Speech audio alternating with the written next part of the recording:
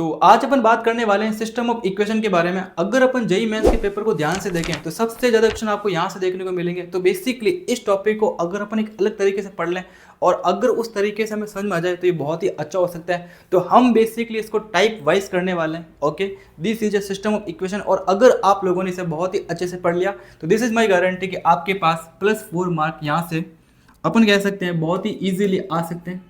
ये बहुत ही simple topic है बट बहुत ही लॉजिकल है, तो अपन इसको बहुत ही आराम आराम से करने वाले हैं। तो चलिए शुरू करते हैं।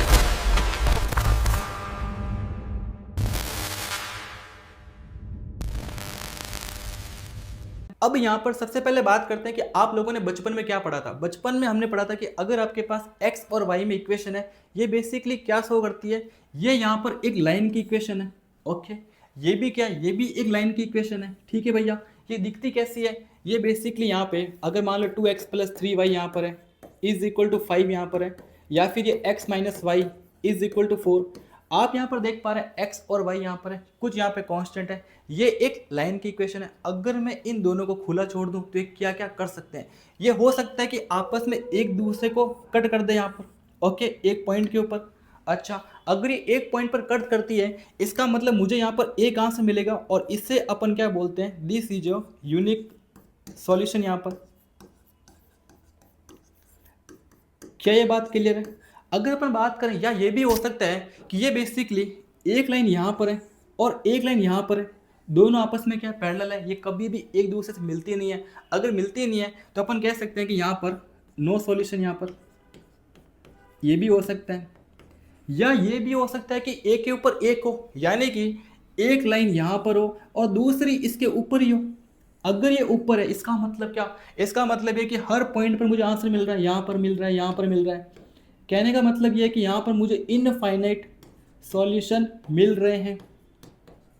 ठीक है, ये हो सकता है। अब एक तरीका ये होगा कि मैं इनको सॉल्व करूं और पता लगाऊं, या फिर मेरे पास एक तरीका और है कि मैं इनके कोएफिशिएंट से पता लगा सकता हूं कि कहाँ पर यूनिक सॉल्यूशन है, कहाँ पर नो सॉल्यूशन है और कहाँ पर इनफाइनाइट है। तो सिंपल सी बात ये है कि अगर अपन बात करें इनफाइनाइट के बारे में, इसका मतलब क्या है, एक लाइन दूसरे के ऊपर ही है, मतलब क्या, दोनों सेम लाइन ही है। अगर दोनों सेम है इसका मतलब ये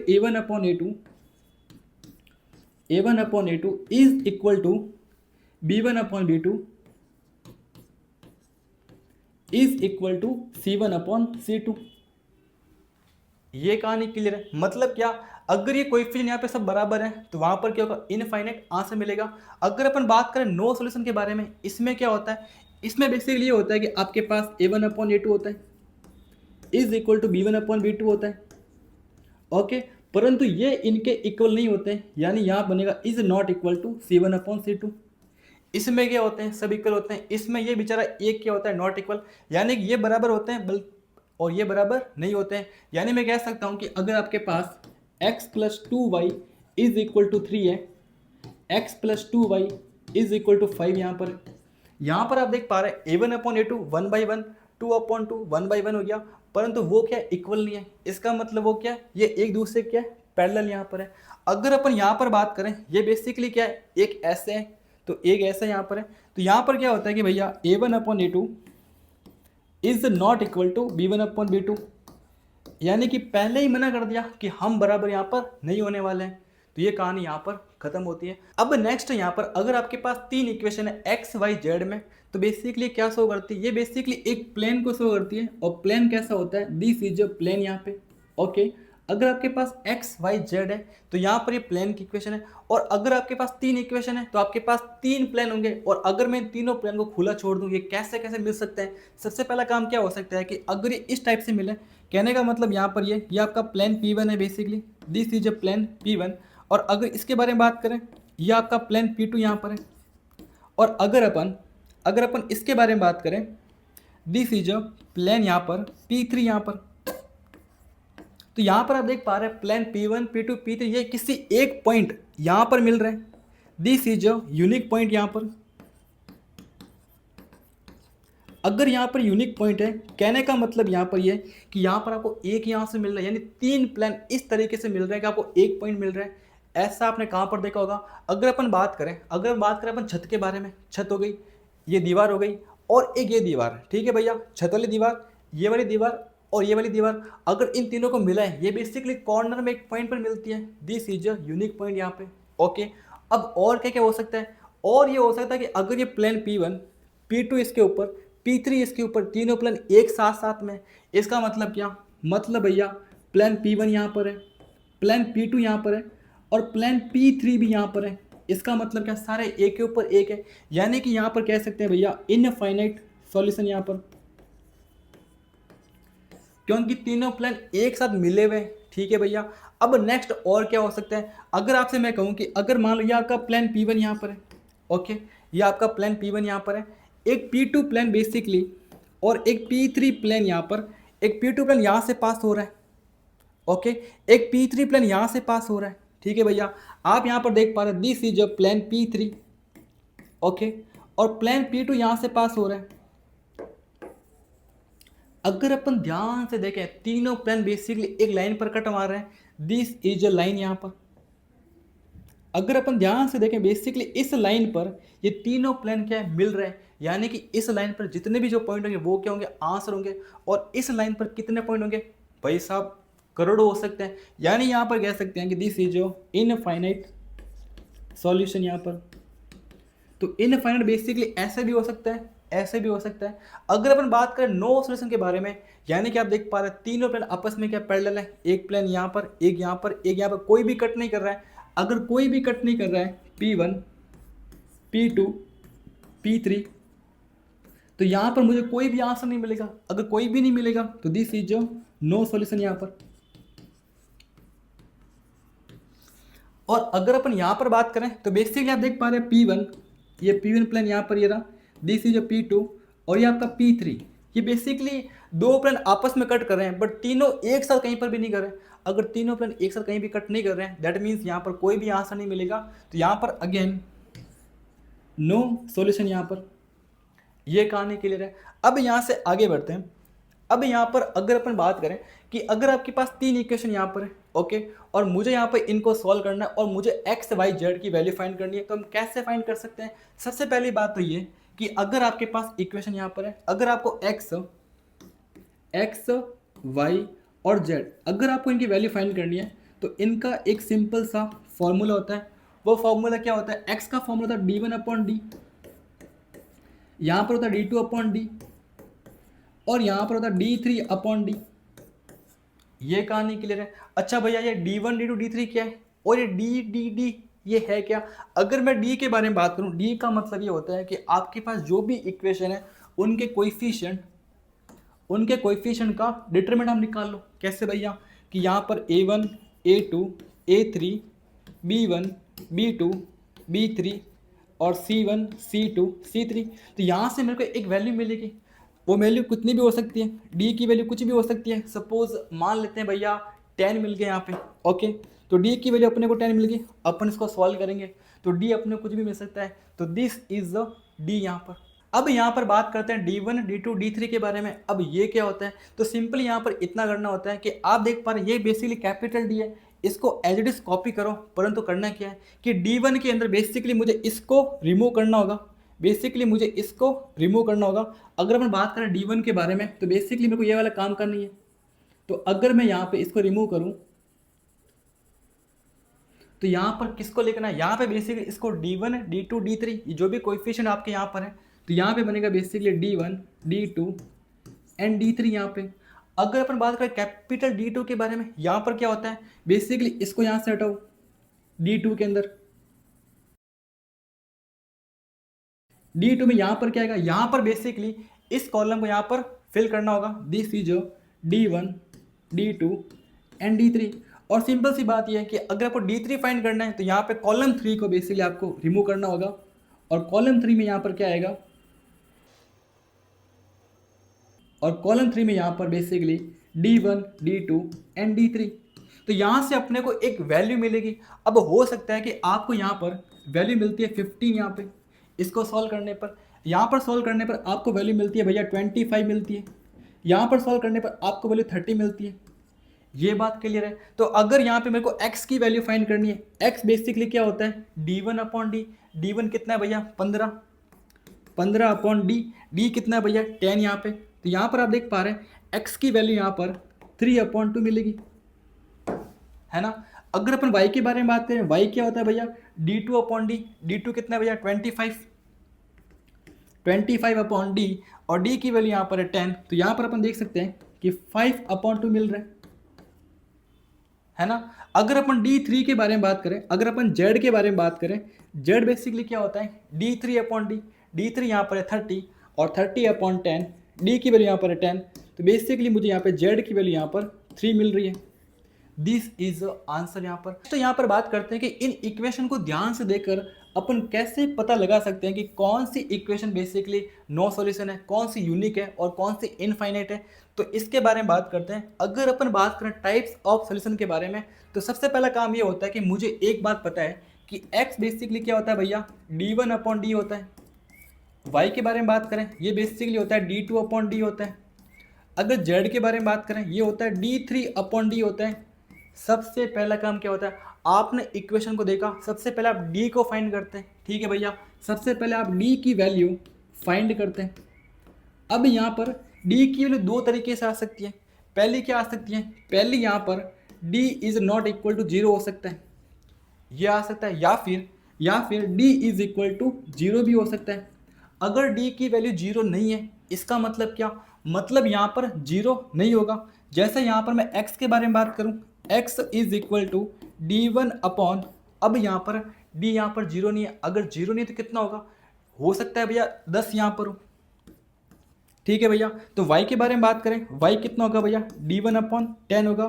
z कितना होगा भैया, ये होगा आपके पास d3/10 होगा यहाँ पे। दिस इज जो d2 यहाँ पे। ये कहानी क्लियर है। अब यहाँ पर d1, d2, d3 ये कुछ भी हो सकता है। अगर मान लो इनकी वैल्यू 0 0 0, तो कितना बनेगा, ये बेसिकली बनेगा 0 0 0। तो बेसिकली ये कहाँ से मिल रहा है यहाँ पे। अगर d1 d2 d3 कुछ और यहाँ पर हो, अगर इसकी वैल्यू 10 10 10 हो, तो यहाँ पे मेरे को 1 1 1 मिलेगा। अगर यहाँ पे 20, यहाँ पे 30, यहाँ पे 40 हो, तो मुझे यहाँ पे 2 3 4 मिलेगा, यानी कि मुझे एक यूनिक कहाँ से मिल रहा है। तो दिस इज यूनिक सोल्यूशन यहाँ पर। यानी कहने का मतलब ये है कि अगर आपने d की वैल्यू फाइंड की और d की वैल्यू 0 नहीं है, इसका मतलब आपको यूनिक कहाँ से मिलेगा, ये मैंने पहले ही बोल दिया। अच्छा, अगर अपन बात करें d इज इक्वल टू 0 के बारे में, अगर सपोज d की वैल्यू 0 आ गई, तो यहाँ पर दो केस बनते हैं। अब यहाँ पर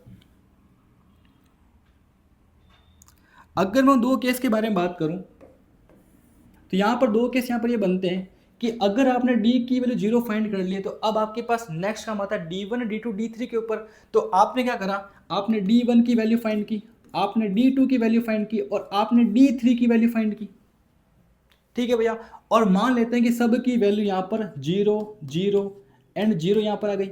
अच्छा भैया, इसका मतलब क्या हुआ, इसका मतलब ये हुआ कि अगर अपन ध्यान से यहाँ पर देखें, आपको इतना पता है कि भैया x इज इक्वल टू क्या होता है, d1/d होता है। ये कहानी क्लियर है। अगर अपन यहाँ पर देखें, ये basically x multiply d is equal to यहाँ पर क्या है, d1 यहाँ पर है। ओके, यहाँ पर ये x है, यहाँ पर ये d यहाँ पर है। अच्छा, d यहाँ पर कितना है, 0, ठीक है भैया। x multiply by 0 is equal to d1 यहाँ पर कितना है, d1 भी 0 यहाँ पर है। ओके, अब बताओ x कितना होगा, x multiply by 0 is equal to 0 आ रहा है। x की वैल्यू 1 हो सकती है, हाँ, 2 हो सकती है, हाँ, 3 4 5 6 7 8 9 10 11 12 जितना भी हो सकता है उतना भी हो सकता है, यानी x की इनफाइनाइट वैल्यू मिलेगी। और सेम y भी, सेम z भी, यानी कि d 0 और ये सब 0 है। इसका मतलब क्या होता है, दिस इज जो इनफाइनाइट सॉल्यूशन यहाँ पर। और इस वैल्यू को शॉर्ट में अपन यहाँ पर d1 2 3 इज इक्वल टू 0 बोलते हैं। इसका मतलब क्या होता है कि d 0 है, d1 d2 d3 ये सब आपस में क्या है, ये सब भी क्या है, 0 है। अब एक काम करते हैं, सपोज मान लो आपने d1 की वैल्यू फाइंड की, आपने d2 की वैल्यू फाइंड की, यहाँ पे d3 की वैल्यू फाइंड की, आपने d1 फाइंड किया, सपोज 0 यहाँ पर आ गया, d2 फाइंड किया, सपोज यहाँ पर 0 आ गया, आपने d3 फाइंड किया, ये भैया 0 यहाँ पर नहीं आया, यानी किसी एक ने गद्दारी कर दी, ठीक है भैया। यहाँ तक काम सिंपल था, बट यहाँ पर नॉट इक्वल टू 0 आ रहा है, ठीक है भैया। या ये भी हो सकता है कि भैया ये 0 आ जाए, ये दोनों 0 ना आए, ठीक है। मैं कह रहा हूँ कोई भी एक गद्दारी कर दे, वहाँ पर क्या होता है, नो सॉल्यूशन यहाँ पर। यहाँ पर जरूरी नहीं है कि एक ही नॉट इक्वल टू जीरो का, कोई भी कितने भी हो सकते हैं। हो सकता है कि तीनों नॉट इक्वल जीरो है, या दो नॉट इक्वल जीरो, या कोई एक नॉट इक्वल जीरो है। मैं कह रहा हूँ कोई ना कोई एक ऐसा होना चाहिए। अगर ये ऐसा होता है तो नो सोल्यूशन यहाँ पर क्यों आ रहा है? अगर अपन ध्यान से देखें, अगर यहाँ पे हम बात करें, अगर मैं इसके बारे में बात करूँ यहाँ पे, अब देखो यहाँ पर D3 is not equal to zero है। इसका मतलब क्या होता है? अगर मैं Z के बारे में बात करूँ, Z इज इक्वल टू यहाँ पर D3 अपॉन डी होता है, यानी Z multiply D is equal to यहाँ पर D3 होता है। ठीक है भैया, आप यहाँ पर कह रहे हो D, आप यहाँ पर कह रहे हो D बेसिकली कितना यहाँ पर है? जीरो। अगर D यहाँ पर जीरो है तो Z multiply by zero is equal to D3 यहाँ पर क्या है? नॉट इक्वल जीरो, यानी D3 यहाँ पर 10 होगा यहाँ पे। ठीक है भैया, अब यहाँ पे ध्यान से देखो, Z में जीरो से मल्टीप्लाई कर रहे हो और आपको 10 मिल रहा है। कभी देखा है क्या? कभी यहाँ पे जीरो से अगर किसी भी नंबर को मल्टीप्लाई करते हैं यहाँ पे जीरो ही आता है, यानी कि यहाँ पर आपको आंसर यहाँ पे नहीं मिल रहा है। ये कहानी क्लियर है? चलिए भैया, अब यहाँ से आगे बढ़ते हैं। अब यहाँ पर बात करते हैं दो टाइप के आंसर के बारे में। बेसिकली अपन बात करें टाइप्स ऑफ सॉल्यूशन के बारे में, तो यहाँ पे दो टाइप के सॉल्यूशन यहाँ पर होते हैं। उनका नाम बहुत ही अजीब सा नाम है। क्या आपने नाम सुना है? इनका नाम होता है भैया ट्रिवियल सॉल्यूशन, एग्जाम में आते रहते हैं। ये क्या होता है भैया? ट्रिवियल सॉल्यूशन यहाँ पे। और अगर आपने पढ़ा है this is a non trivial, यहाँ पर इनका मीनिंग क्या है? अगर अपन बात करें ट्रिवियल और नॉन ट्रिवियल के बारे में, देखो ट्रिवियल का मतलब ये होता है बेसिकली तुच्छ। तुच्छ क्या होते हैं भैया? बहुत ही छोटा सा वर्ड होता है, यानी क्या? बहुत ही स्मॉल से आंसर, बहुत ही छोटा आंसर। और यहां पर अपन कह सकते हैं अतुच्छ। ओके, यानी बहुत ही ज्यादा आंसर। अब बहुत ही छोटा आंसर कौन सा होता है? वो होता है 0,0,0। यानी कि अगर आपका जो आंसर है वो 0,0,0 में आ रहा है तो उसे हम क्या बोलते हैं भैया? ट्रिवियल बोलते हैं। और नॉन ट्रिवियल क्या होता है? इसको छोड़ के बाकी सारे आंसर, यानी कि क्या कह सकते हैं अपन? All answer minus 0,0,0। अगर अपन ध्यान से देखें, ये बेसिकली है क्या? ये एक ही आंसर है। इसको हम क्या बोलते हैं? इससे अपन बोलते हैं यूनिक सॉल्यूशन। यहाँ पर ये कहानी क्लियर है? और यहाँ पर अपन देख पा रहे हैं इसको छोड़कर बाकी सारे आंसर, मतलब बाकी सारे के सारे आंसर, यानी यहाँ पर अपन बोल सकते हैं this is a infinite solution. यहाँ पर ये कहानी क्लियर है? ओके भैया, इसको वापस से एक बार देखेंगे, यहाँ तक कहानी क्लियर है। अगर हम बात करें ट्रिवियल के बारे में, यानी 0,0,0 जो कि क्या होता है? यूनिक होता है। और यहाँ पर क्या? नॉन ट्रिवियल, यानी इसको छोड़ के बाकी सारे आंसर, यानी कि अनंत हल यहाँ पर। अब नेक्स्ट एक सिंपल सा टॉपिक यहाँ पर ये है। अगर हम बात करें सिस्टम ऑफ इक्वेशन के बारे में, तो सिस्टम कैसा हो सकता है? सिस्टम बेसिकली होता है कंसिस्टेंट यहाँ पर, और एक यहाँ पे होता है बेसिकली इनकंसिस्टेंट। सिस्टम मतलब क्या? आपके पास तीन इक्वेशन है, तीन प्लेन है, तो तीन प्लेन जब आपस में भिड़ते हैं तो क्या क्या हो सकता है? या तो कंसिस्टेंट होगा या फिर क्या होगा? Non consistent. ठीक है भैया, अगर मैं कंसिस्टेंट के बारे में बात करूं, इसका मतलब क्या? इसका मतलब ये होता है कोई ना कोई आंसर मिलेगा आपको, कोई ना कोई आंसर मिलेगा। और इसका मतलब होता है आपको कुछ भी नहीं मिलेगा। ठीक है भैया, आपको कुछ भी नहीं मिलेगा यहाँ पर। ओके, अगर अपन बात करें कोई ना कोई आंसर होगा तो क्या क्या हो सकता है? या तो बेसिकली एक यूनिक आंसर होगा, या फिर बेसिकली इनफाइनाइट होगा, इनफाइनाइट सॉल्यूशन यहाँ पर। यानी अगर किसी दो तीन प्लेन के अगर आपको एक आंसर मिल रहा है, सिस्टम क्या है? कंसिस्टेंट है। अगर आपको हजारों आंसर मिल रहे हैं तो भी सिस्टम क्या है? कंसिस्टेंट है। बट अगर आपको नो सॉल्यूशन मिल रहा है यहाँ पे, तो सिस्टम कैसा होगा भैया? इनकंसिस्टेंट, यानी यहाँ पर आपको कोई भी आंसर नहीं मिल रहा है। अब यहाँ पर जो भी आप लोगों ने अभी तक पढ़ा है, अगर मैं उसे पूरा का पूरा समराइज करूँ तो मेरे कहने का मतलब ये कि कहानी शुरू होती है D इज इक्वल टू 0 से। ठीक है भैया, सबसे पहले आपने D की वैल्यू फाइंड की होगी। यहाँ पे सबसे पहले आपने तीन इक्वेशन देखी और आपने D की वैल्यू फाइंड की, और आपको पता लगा कि D की वैल्यू यहाँ पर दो तरीके से आती है, D is not equal to 0 से और D इज इक्वल टू 0 से। ओके, आपने बोला अगर D is not equal to 0 है, इसका मतलब क्या? आपने बोला यहाँ पर बेसिकली यूनिक सॉल्यूशन होने वाले। This is unique solution. यहाँ पर आपने बोला अगर यहाँ पे d इज इक्वल टू 0 तो यहाँ पे दो केस होते हैं। अच्छा, अगर दो केस के बारे में अगर अपन ध्यान से बात करें, आपने बोला कि हो सकता है कि आगे के जो d1 d2 d3 यहाँ पर है, आगे के जो d1 d2 d3 यहाँ पर है, ये सारे के सारे यहाँ पर क्या है, 0 है। आपने बोला इनको basically d1 d2 d3 is equal to 0 बोल दो। अगर आपने ऐसा बोला है तो यहाँ पर आपको इनफाइनाइट सॉल्यूशन मिलने वाले। ये कहानी क्लियर है। आपने बोला कि इनमें से कोई एक गद्दारी कर दे, यहाँ पे d1 d2 d3 में से कोई ना कोई एक गद्दारी करेगा। सपोज यहाँ पर ये 0 है, ये यहाँ पर 0 है, d2 ने बोल दिया भैया मैं 0 नहीं होने वाला। अगर ये 0 नहीं होने वाला है तो इसकी वजह से मुझे यहाँ पे कोई भी आंसर नहीं मिलेगा, नो सॉल्यूशन बोलेगा। और इसको हम शॉर्ट में एक नाम और बोलते हैं, इसे हम बोलते हैं basically d1 d2 d3 is not equal to 0। Okay, अगर मैं इसको यहाँ से हटा के यहाँ पे लिखता हूँ, यहाँ पर अपन कह सकते हैं कि बेसिकली यहाँ पे d1 d2 d3 is not equal to 0। इसका मतलब ये होता है कि इन तीनों में से कोई ना कोई एक गद्दारी करने वाला है। ठीक है भैया, this is a no solution यहाँ पे। उसके बाद हमने बात की कि आपके दो टाइप के आंसर और होते हैं। ओके भैया, आपने बोला एक होता है आपका ट्रीवियल होता है, एक आपका होता है नॉन ट्रीवियल। नॉन ट्रीवियल यहाँ पर ओके, आपने ट्रीवियल के बारे में बोला कि ट्रीवियल में बेसिकली आपको एक ही आंसर मिलता है। कौन सा मिलता है भैया, 0,0,0। और ये होता क्या है, बेसिक ये होता है यूनिक ही होता है। अच्छा, अगर ये यूनिक होता है तो मैं कह सकता हूँ ना कि यहाँ पे d is not equal to 0 होगा यहाँ पे। अच्छा, ये बात हो सकती है। अच्छा, यहाँ पर एक बात और भी होती है, पता है क्या होती है कि आपको पता है भैया कि x इज इक्वल टू क्या होता है भैया, d1 अपॉन डी होता है, y इज इक्वल टू क्या होता है, d2 अपॉन डी होता है, और z इज इक्वल टू क्या होता है भैया, d3 अपॉन डी होता है।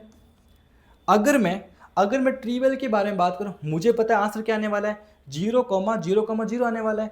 अब यहाँ पर d is not equal to 0 है। इसका मतलब क्या, मतलब यहाँ पे d की वैल्यू यहाँ पे 10 है, यहाँ पे d की वैल्यू यहाँ पे 10 है। तो अगर मेरे को x y z को 0 करना है तो मुझे यहाँ पे d1 d2 d3 इनको 0 करना पड़ेगा, है ना। तो यहाँ पर 0/10 0/10 0/10 सब क्या मिलेगा, 0,0। इसका मतलब क्या, ट्रीवियल का मतलब ये होता है d is not equal to 0। और उसके बाद आपके पास जो यहाँ पे d1 d2 d3 होते हैं, ये भी क्या होते हैं भैया, 0 होते हैं। ये कहानी क्लियर है।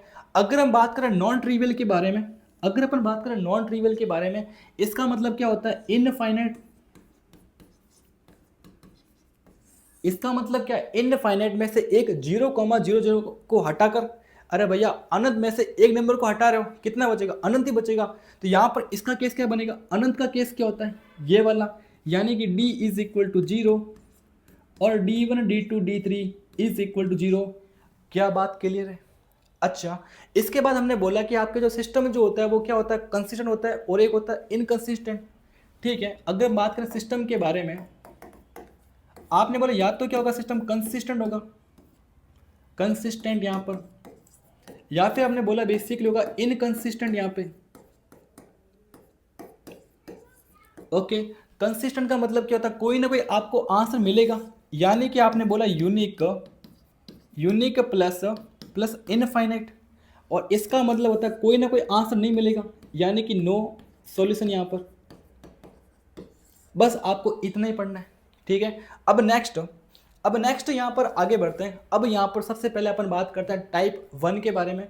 दिस इज अ टाइप 1 यहाँ पर, और टाइप 1 में हम बात करने वाले हैं इनफाइनाइट मैनी सॉल्यूशन के बारे में, कि हम इनको कैसे सॉल्व करते हैं।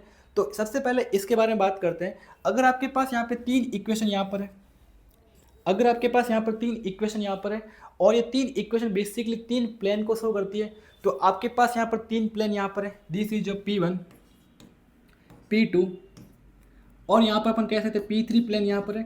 तीनों प्लेन यहाँ पर आप देख पा रहे हैं एक लाइन पर कट कर रहे हैं, और इस लाइन पर अगर अपन ध्यान से देखें, इस लाइन पर इनफाइनाइट पॉइंट मिलने वाले हैं। तो इनफाइनाइट है क्या, बेसिकली इनफाइनाइट सॉल्यूशन यहाँ पर है। अब यहाँ पर आपके एग्जाम में सवाल क्या आता है, आपके पास यहाँ पर 3 इक्वेशन यहाँ पर होने वाली है। वो एग्जाम में क्या करेंगे कि बेसिकली मान लो इन्होंने 5 को यहाँ से हटा दिया, यहाँ पर लैम्डा पुट कर दिया, ठीक है भैया, यहाँ पे 10 को हटा दिया यहाँ से, और यहाँ पे मान लो एक काम करते हैं, यहाँ से मान लेते हैं कि बेसिकली किसी ने मान लो यहाँ 2 हटा दिया, यहाँ पे इसने म्यू पुट कर दिया। ठीक है, आपसे कहेंगे कि बेसिकली इस सिस्टम के इनफाइनाइट सॉल्यूशन यहाँ पर है और मुझे लैम्डा और म्यू की वैल्यू बताओ। तो आपको पता है कि अगर इनफाइनाइट सॉल्यूशन है, इसका मतलब ये होता है कि d इज इक्वल टू 0 होता है, और d1 d2 d3 ये भी क्या होते हैं, 0 होते हैं। तो सबसे पहले आप d की वैल्यू फाइंड करोगे, तो यहाँ पर आप देख पाएंगे d की वैल्यू क्या बनेगी भैया, d की वैल्यू यहाँ पर आप देख पा रहे हैं 2 3 1, यहाँ पे 2 3 1, यहाँ पे 1 म्यू 1 हो गया, म्यू हो गया यहाँ से 1, और यहाँ बेसिकली 1 4 3 यहाँ पर है 1 4 3, और इसको आप 0 करोगे, इसको सॉल्व करने पर आपको म्यू की वैल्यू मिल जाएगी।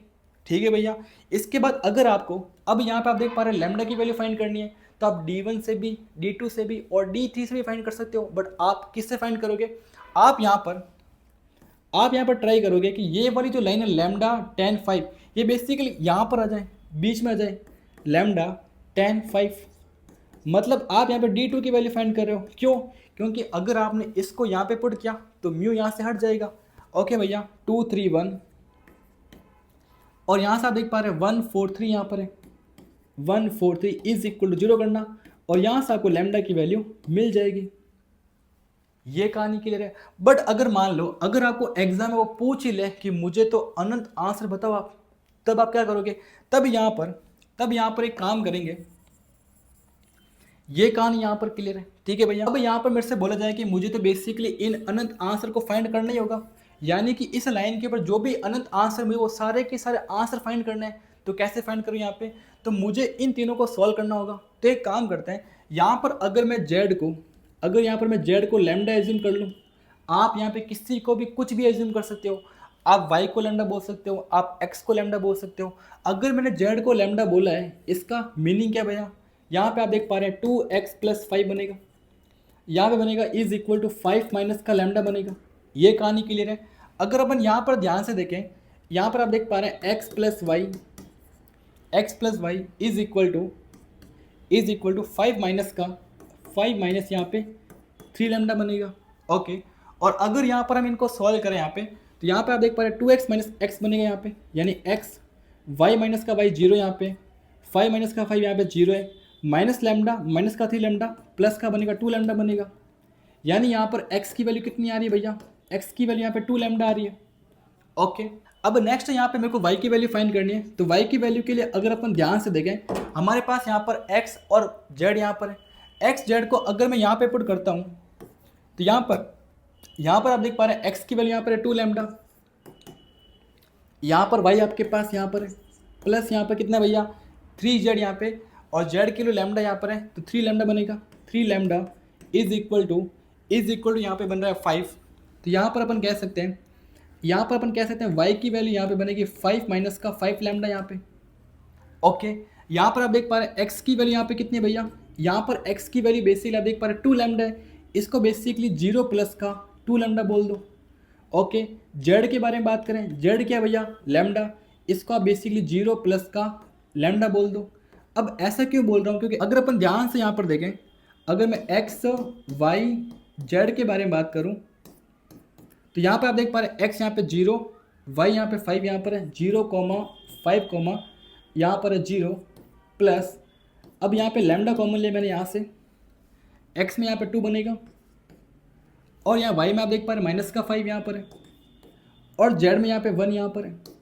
तो ये बेसिकली है क्या, ये एक लाइन की इक्वेशन है। 3D ज्योमेट्री के अंदर ये बेसिकली एक लाइन की इक्वेशन है, और यहाँ पर हमें एक लाइन ही मिल रही है, दिस इज अ लाइन यहाँ पे, यानी कि यहाँ से मेरे को हजारों आंसर मिल सकते हैं। कैसे मिलेंगे, अब यहाँ पर आप देख पा रहे हैं लैम्डा की वैल्यू कुछ भी हो सकती है, लैम्डा बिलोंग्स टू यहाँ पे r होगा। अगर लैम्डा r है मतलब लैम्डा 1 2 3 4 5 कुछ भी हो सकता है, और 1 2 3 4 5 होने से कुछ भी होने से यहाँ पर x y z कुछ भी हो सकते हैं। तो यहाँ पर आपको अनंत आंसर आपको मिल जाएंगे। उनमें से कोई भी अगर आंसर आपको फाइंड करना है, तो लैम्डा के लिए 1 ले लो, यहाँ पे 1 लोगे, 5 माइनस का 5 0 होता है 0, फिर यहाँ पे 0 प्लस 2 2, और यहाँ पे 0 प्लस का 1 1, तो 1 2 0 ये इसका एक आंसर बनेगा। ऐसे हजारों आंसर आपको मिल जाएंगे।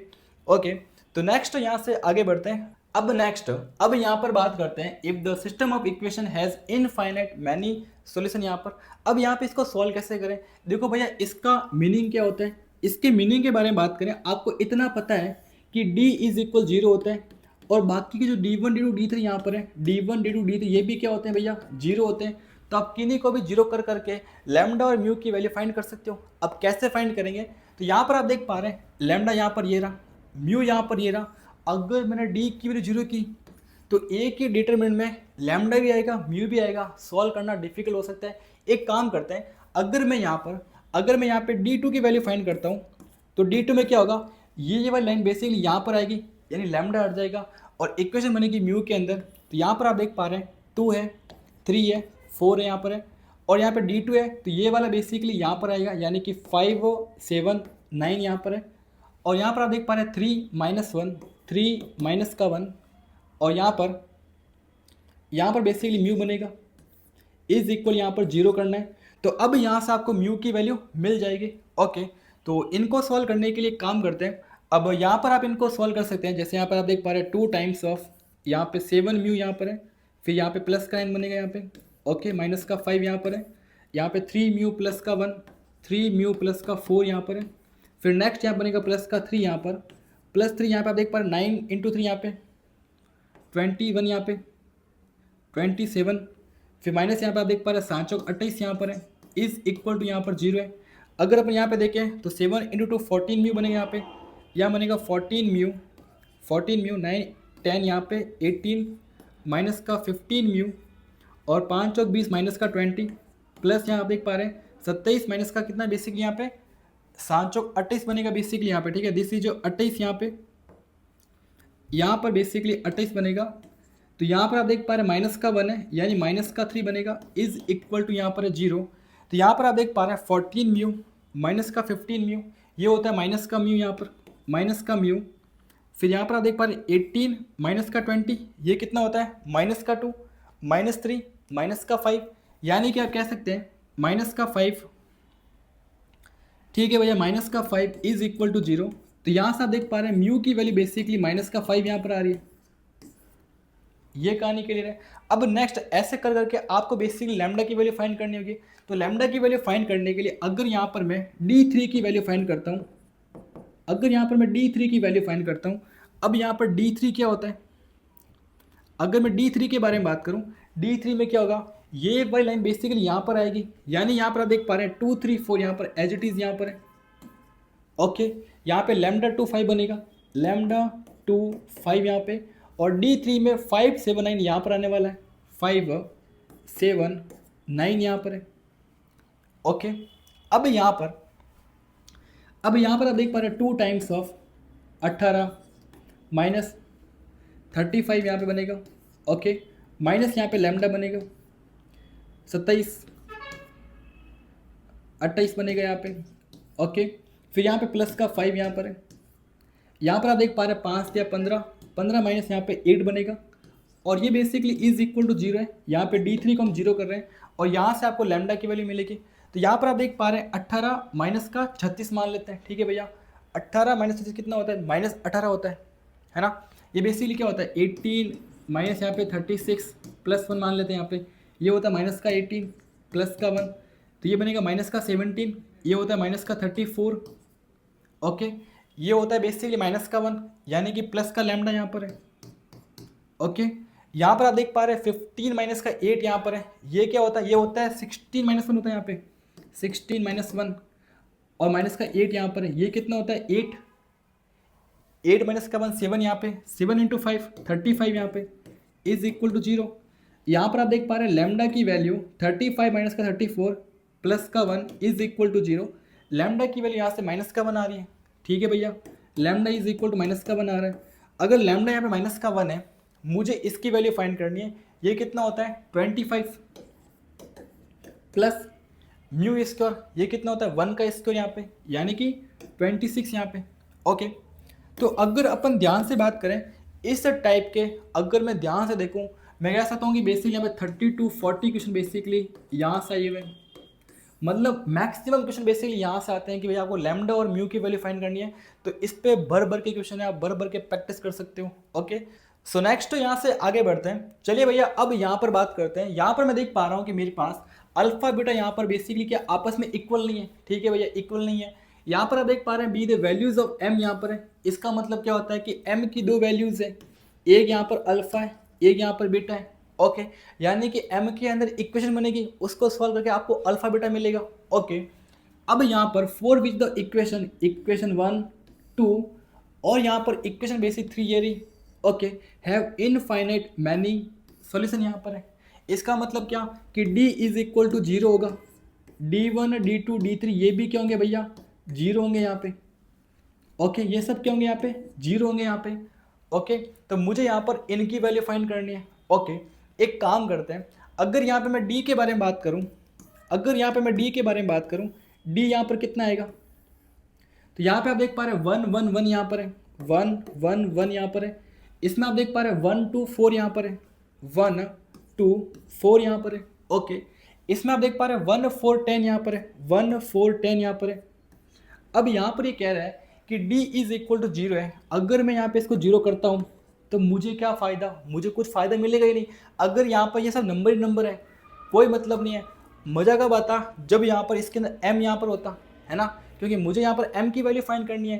तो m बेसिकली वहाँ पर है m स्क्वायर और यहाँ पर ये 1 है। तो अपन क्या फाइंड करें, अगर मैं d1 की वैल्यू फाइंड करता हूँ तो सारे m यहाँ पर आ जाएंगे, d2 में यहाँ पर आएंगे, d3 में यहाँ पर आएंगे, ज़्यादा बेटर यहाँ पर है ना।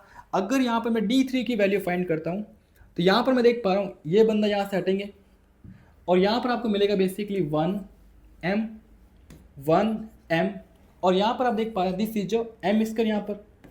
ओके, अब यहाँ पर अपन एक प्रॉपर्टी यूज कर सकते हैं। कैसे भैया, अगर अपन यहाँ बात करें, अगर मैं रो 2 में से 1 1 1 यहाँ पर है, अगर मैं रो 2 में से रो 1 को माइनस कर दूँ, यहाँ पे 1 माइनस का 1 0 होता है, 2 माइनस का 1 1 होता है, m माइनस का 1 m माइनस 1 होता है।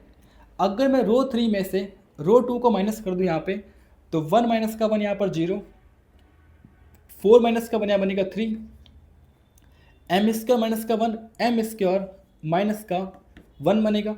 अब यहाँ पर इस कॉलम के सापेक्ष अगर अपन सॉल्व करें तो यहाँ पर इज इक्वल 0 यहाँ पर है, तो यहाँ पे बनेगा 1 times of this into this यहाँ पे, यानी यहाँ पर आप कह सकते हैं m स्क्वायर माइनस का 1 m स्क्वायर माइनस का 1 minus of -3 times of m minus 1 is equal यहाँ पर 0 यहाँ पर है।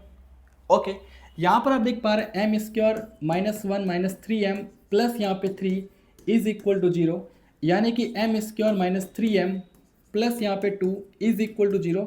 ये क्या होता है m माइनस 1 m माइनस 2 यहाँ पर इज इक्वल 0। क्या इसको सॉल्व करना आपको आता है, -2m माइनस का m बनेगा, कॉमन लेके अपन निकाल सकते हैं।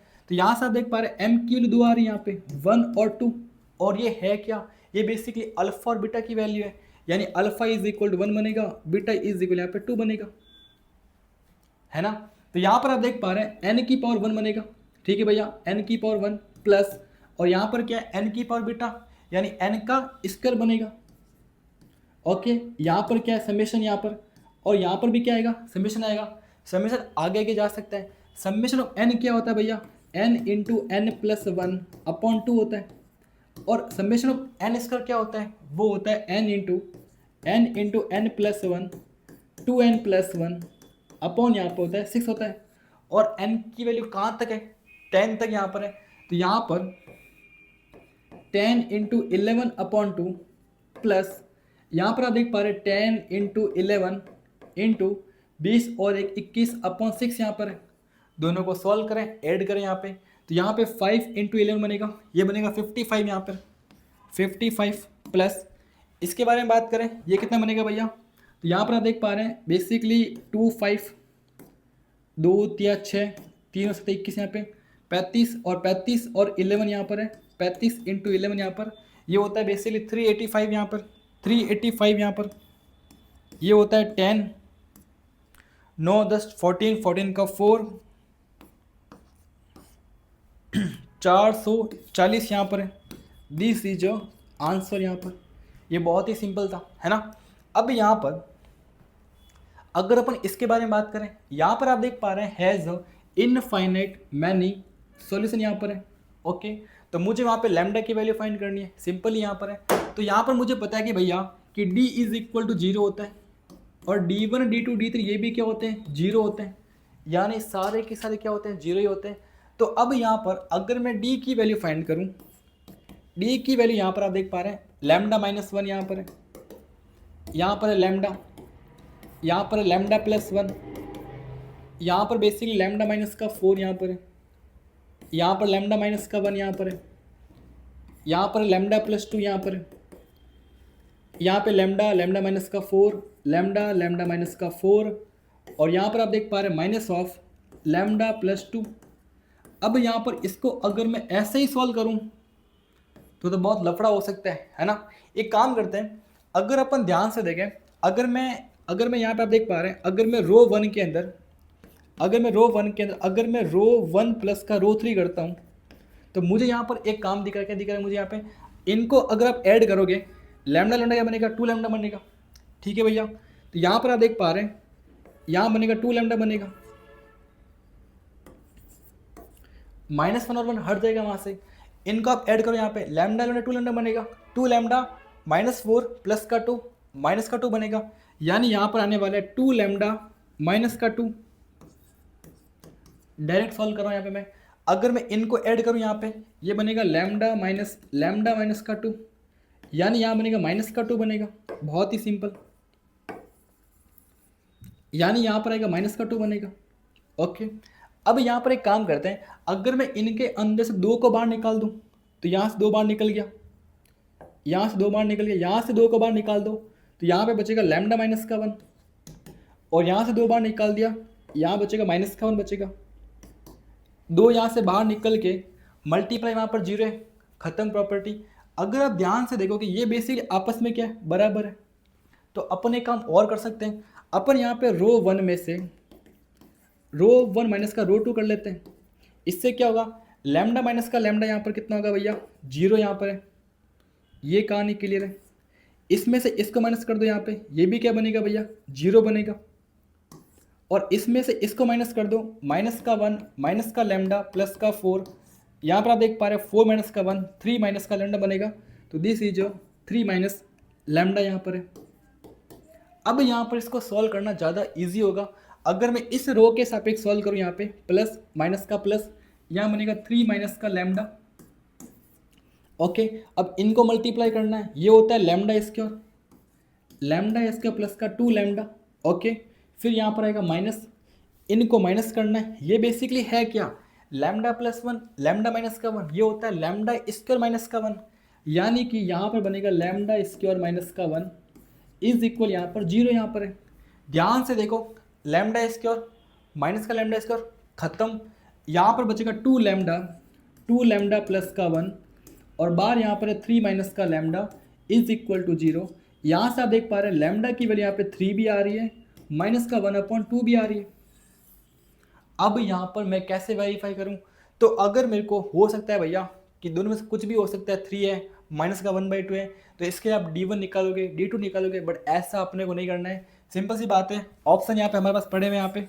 ओके, लैम्डा की वैल्यू अगर हम 3 यहाँ पर पुट करें यहाँ पे, तो यहाँ पे आप देख पा रहे हैं 9 प्लस का 1 10 बन रहा है, खत्म प्रश्न यहाँ पे, ऑप्शन बी यहाँ पे सही है। ओके, माइनस का 1/2 है, इसको पुट कर लो यहाँ पर, कितना बनेगा, माइनस का 1/2 कितना होता है, 1/4 होता है, फिर यहाँ पे माइनस का 1/2 ये कितना होता है, ये होता है माइनस का 1/2 ही होता होगा शायद तक, या माइनस का 1/4 होता है, माइनस का 1/4 यहाँ पर है ही नहीं, तो फालतू में अपन D1 D2 D3 चेक नहीं करेंगे। अब नेक्स्ट तो यहाँ से आगे बढ़ते हैं, अब यहाँ पर बात करते हैं JEE मेंस 2024 के बारे में।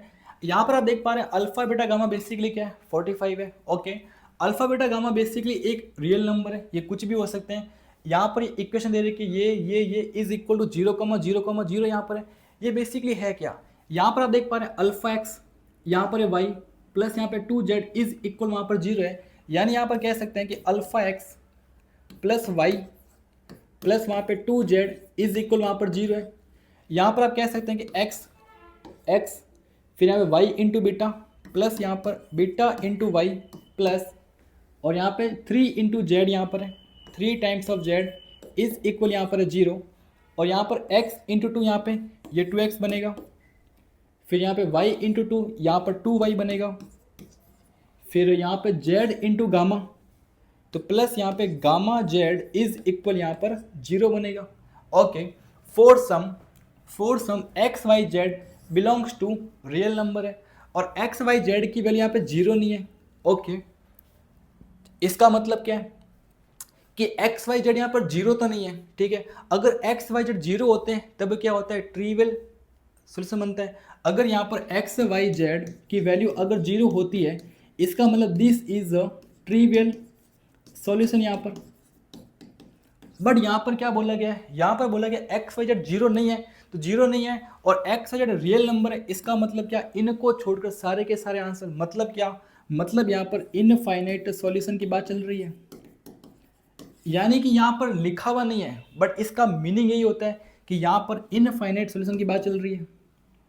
ये कहानी क्लियर है, यानी ये बेसिकली नॉन ट्रिवियल का केस बनेगा यहाँ पे, this is a non trivial यहाँ पर। ओके, तो यहाँ पर मैं देख पा रहा हूँ कि मुझे बेसिकली इसकी वैल्यू फाइंड करनी है।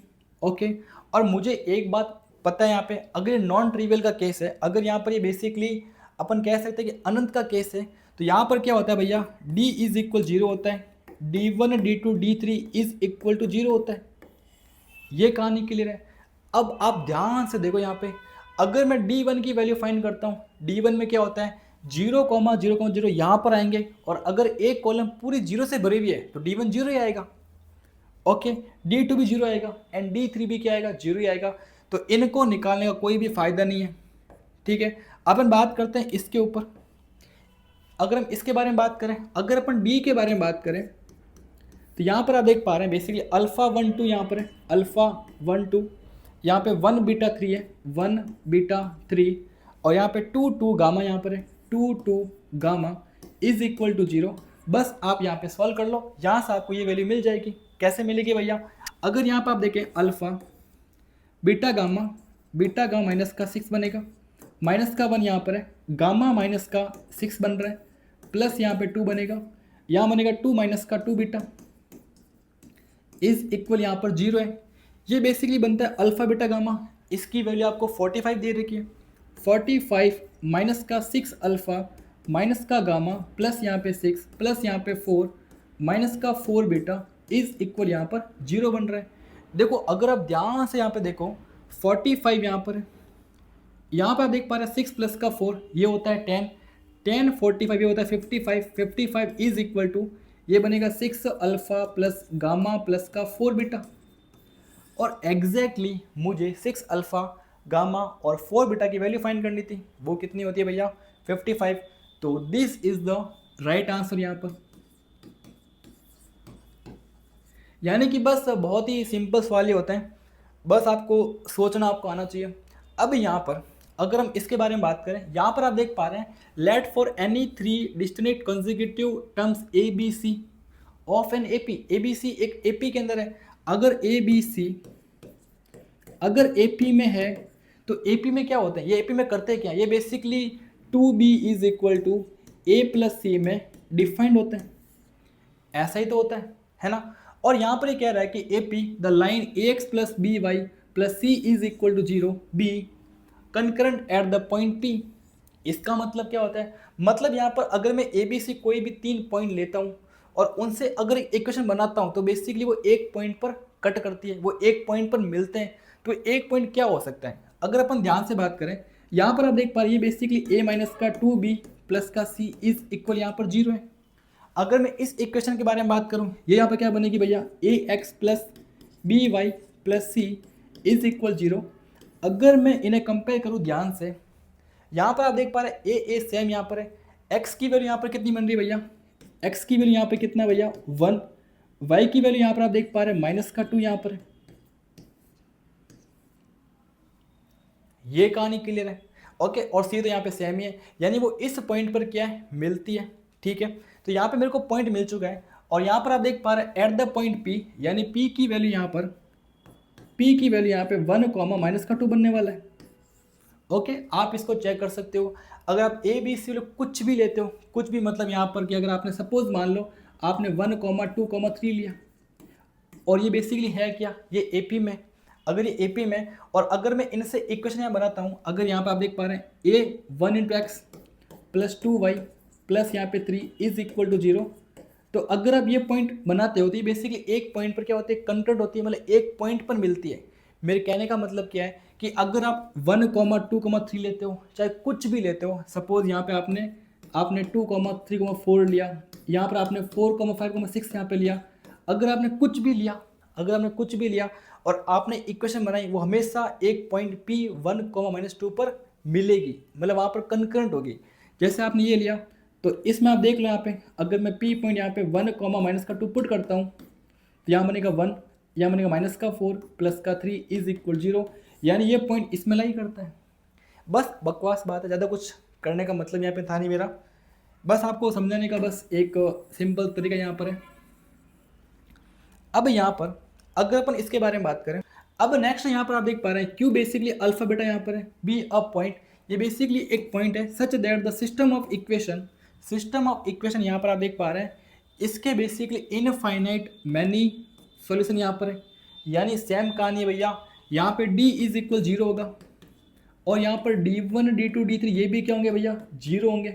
ओके, उनको 0 करके हम बेसिकली यहाँ से अल्फा और बीटा की वैल्यू फाइंड करेंगे। ये कहानी क्लियर है, यानी अल्फा और बीटा फाइंड करना होगा। अगर अपन डी के बारे में बात करें, डी बेसिकली क्या होता है, डी यहाँ पर आप देख पा रहे हैं 1, 1, 1, 2, 5 अल्फा यहाँ पर है, 2, 5 अल्फा यहाँ पर है, और यहाँ पे 1, 2, 3 यहाँ पर है, 1, 2, 3 यहाँ पर है। ओके, तो इनको सॉल्व करके, इसको सॉल्व करके आप डी की वैल्यू फाइंड कर सकते हो, मतलब यहाँ पर अल्फा की वैल्यू फाइंड कर सकते हो। एक काम करते हैं, अगर यहाँ पर आप देख पा रहे हैं, अगर यहाँ पे 2, 1 यहाँ पर आए हुए तो यहाँ पर अपन 2 0 बना सकते हैं। कैसे, यहाँ पर मुझे एक प्रॉपर्टी पता है कि यहाँ पे तो भैया 1, 2, 1 कर लो। यहाँ पे अगर मैं कॉलम 2 में से कॉलम 1 को माइनस कर दूँ यहाँ पे मैं, तो यहाँ बनेगा 0, 5 - 2 बनेगा 3, 2 - 1 1 बनेगा। कॉलम 3 में मैं कॉलम 3 माइनस का कॉलम 1 कर रहा हूँ, तो यहाँ पे 1 - 1 0, अल्फा -2, 3 - 1 यहाँ पे 2 बनेगा। अब यहाँ पे सॉल्व कर लो, तो यहाँ बनेगा 6 माइनस, देखो इसके सापेक्ष सॉल्व करो, यहाँ पे मैं 1 × बाई, तो यहाँ पे 6 माइनस अल्फा -2 बनेगा, अल्फा -2 इज इक्वल यहाँ पर 0 है, तो 6 माइनस का अल्फा + 2 इज इक्वल 0 बनेगा। तो यहाँ से आप देख पा रहे हैं अल्फा की वैल्यू यहाँ पर 8 आ रही है, ये अच्छी बात है, यहाँ पे अल्फा आपको 8 मिलेगा।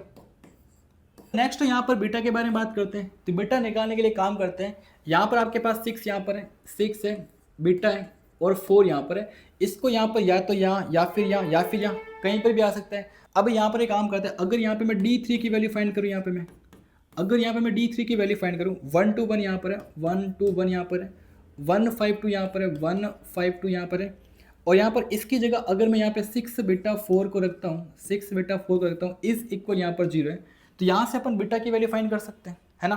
तो अगर यहाँ पे मैं बीटा की वैल्यू फाइंड करूँ, तो यहाँ पे आप देख पा रहे हैं 1 बनेगा, यहाँ पे 5 × 20 माइनस यहाँ बनेगा 2 बीटा बनेगा।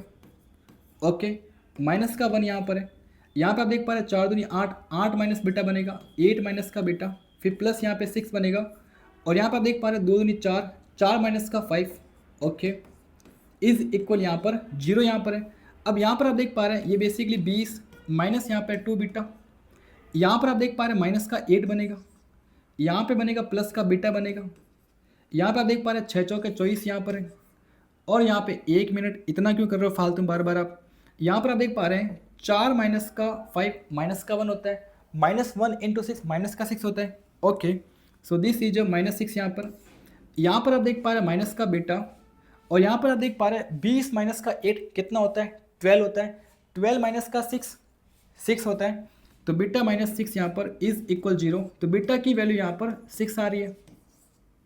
ओके, और अल्फा के बारे में अगर अपन बात करें, अल्फा यहाँ पर आपको 8 मिलेगा। ओके, अल्फा 8 यहाँ पर है, बीटा यहाँ पे 6 है, क्यू की वैल्यू यहाँ बनेगी 8,6 यहाँ पर है, 8,6। देन यहाँ पर आपको बेसिकली पी क्यू का होल स्क्वायर फाइंड करना है। ओके भैया, अगर अपन बात करें पी क्यू के बारे में, पी क्यू यहाँ पर क्या बनेगा, पी क्यू का स्क्वायर बेसिकली यानी इनका डिस्टेंस फॉर्मूला 8 माइनस का 1 ये होता है 7 का स्क्वायर बनेगा, दिस इज 7 स्क्वायर। प्लस, और यहाँ पे 6 माइनस 2 यहाँ पर है, यानी 8 का इसका बनेगा, दिस इज जो 8 इसका यहाँ पर, ये होता है 49, दिस इज जो 49, 49 प्लस 64 यहाँ पे 9 10 3 13 1 6 6 10 1 11। ओके भैया, 113 is the right answer. Okay, अब नेक्स्ट तो यहाँ से आगे बढ़ते हैं। अब यहाँ पर आप देख पा रहे हैं, अगर मैं इन इक्वेशन को ध्यान से देखूँ, यहाँ पे x है, y है और z यहाँ पर नहीं है। मतलब क्या, ये एक लाइन की इक्वेशन है, ये भी एक लाइन है और ये भी बेसिकली क्या है, लाइन। यहाँ पर दोनों यहाँ पे क्या है, लाइन यहाँ पर है। और यहाँ पर आप देख पा रहे हैं इनफाइनाइट मैनी सॉल्यूशन यहाँ पर है। इनफाइनाइट कब होते हैं, जब एक लाइन दूसरी लाइन के ऊपर छट जाए। ठीक है भैया, तो यहाँ पर क्या होते हैं भैया, इनफाइनाइट आंसर होते हैं। और यहाँ पर क्या होता है भैया, A1/A2 is equal to B1/B2 is equal to C1/C2, है ना, बचपन में पढ़ा था आपने। तो यहाँ पर आप देख पा रहे हैं 2/अल्फा is equal to -3/5 is equal to ये गामा प्लस का 5 अपॉन बीटा प्लस का 1 दे रखा है। बस यहाँ पे इनको सॉल्व कर लो और आपको इसकी वैल्यू यहाँ पर मिल जाएगी। कैसे मिलेगी भैया, इनको अगर मैं सॉल्व करूँ तो यहाँ पे आप देख पा रहे हैं 10 इज इक्वल टू -3 अल्फा बन रहा है। 3 अल्फा की वैल्यू यहाँ पे 10 बन रही है, मेरे को चाहिए 9 अल्फा, यानी इसका 3 टाइम्स यहाँ पे, तो 3 into 3 alpha is equal to 3 into 10 यहाँ पर है, यानी कि 9 अल्फा की वैल्यू यहाँ से आप देख पा रहे हैं, यहाँ पे आपको मिलेगी 30 मिलेगी। ओके, अब मेरे को बीटा और गामा निकालना है, तो अगर मैं इनको सॉल्व करूँ यहाँ पे, तो यहाँ पर आप देख पा रहे हैं, -3 बीटा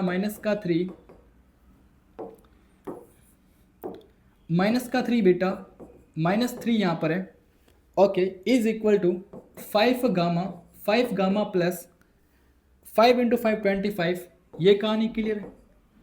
अगर अपन ध्यान से यहाँ पे देखें तो यहाँ पर आप 3 बीटा प्लस 5 गामा, मैं बेसिकली इसको वहाँ भेज रहा हूँ, इज इक्वल -3 -25, ये होता है -28। इसकी वैल्यू कितनी है, -28, यानी कि आपने इसकी वैल्यू फाइंड कर ली। ये आपके पास है -28 और ये कितना है, ये बेसिकली है 30। यहाँ पे 1 मिनट, यहाँ पे -10 बनेगा, -30 बनेगा, दिस इज अ -30 यहाँ पे, ये बनेगा -30 यहाँ पे। दोनों को सॉल्व कर लो, 30 और 20 50, -58।